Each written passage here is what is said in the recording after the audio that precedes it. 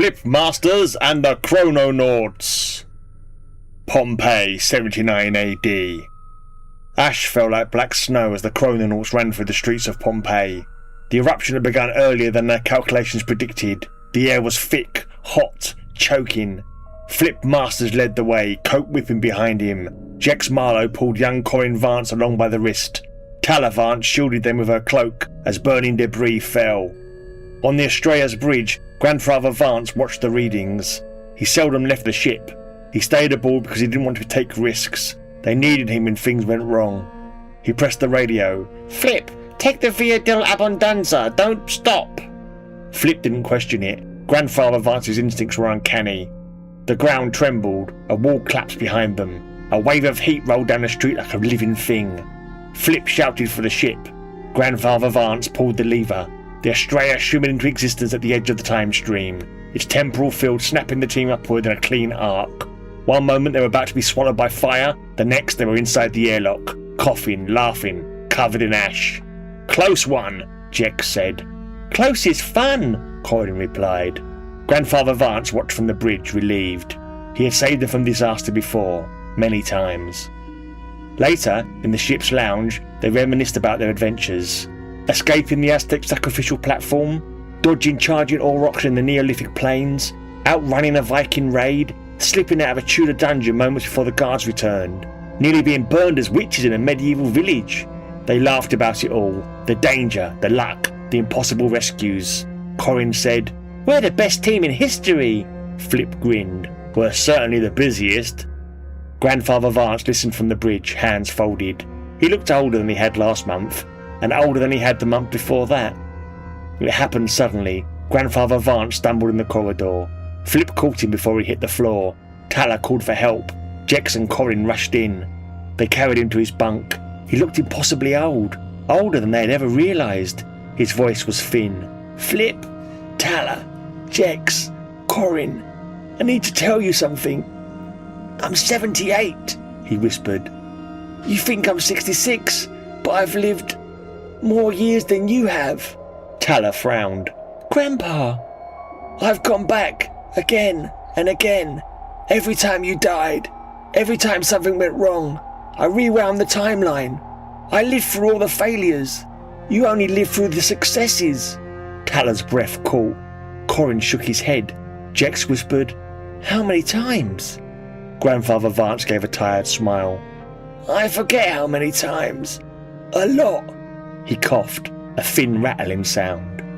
I stayed on the ship because I had to stay alive. You needed me. Flip swallowed. So we died over and over, just for you to zip back and change the outcome? Yes. That knowledge settled on the Chrononauts with monumental heaviness as each team member contemplated the horrific ways they must have died. He smiled faintly. I've built something. A small indicator light pulsed on the console. I built an AI with my voice, my manner, my judgment. It will take over when I die. It will keep you safe.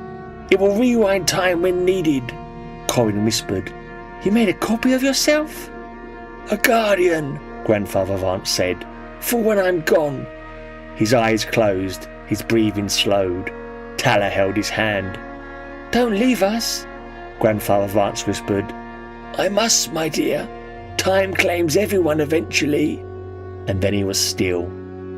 The indicator light brightened. A calm voice, his voice, spoke. I am online.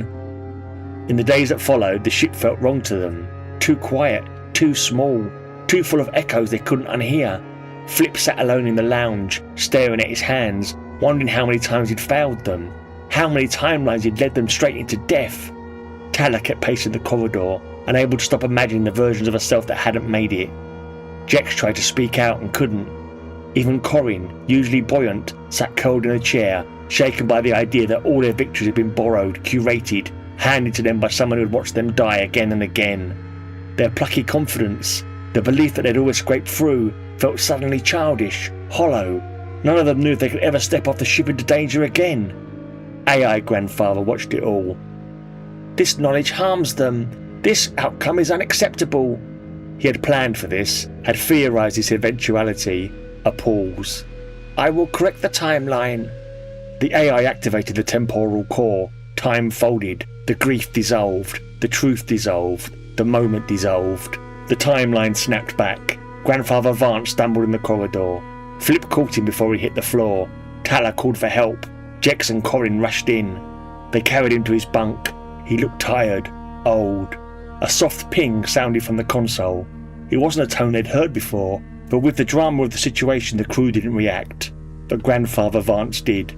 His eyes flicked toward the sound. Recognition, restraint, a quiet understanding. He looked like he might say something, some truth hovering behind his eyes, but he held his peace. He smiled at them all. "I think my time's up," he said softly. Tala squeezed his hand. "We're here." Grandfather Vance closed his eyes. He passed quietly. No revelation, no trauma, no truth, just peace. The AI watched from the bridge. It remembered everything. It always would. And Flip Masters and the Chrononauts lived on, plucky, fearless, lucky, in the only timeline where they survived.